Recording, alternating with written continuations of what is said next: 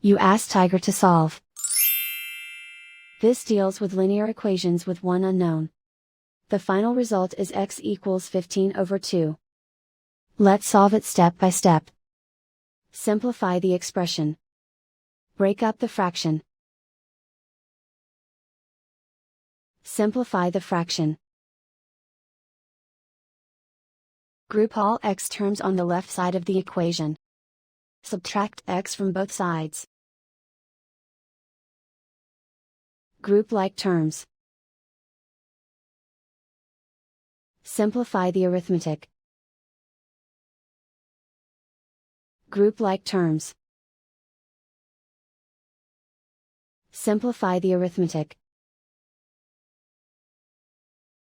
Group all constants on the right side of the equation. Add 1/2 to both sides.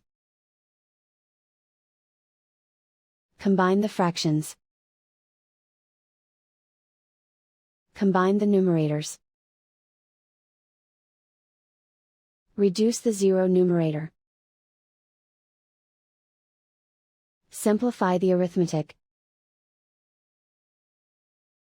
Convert the integer into a fraction. Combine the fractions. Combine the numerators. And so the final result is x equals 15/2.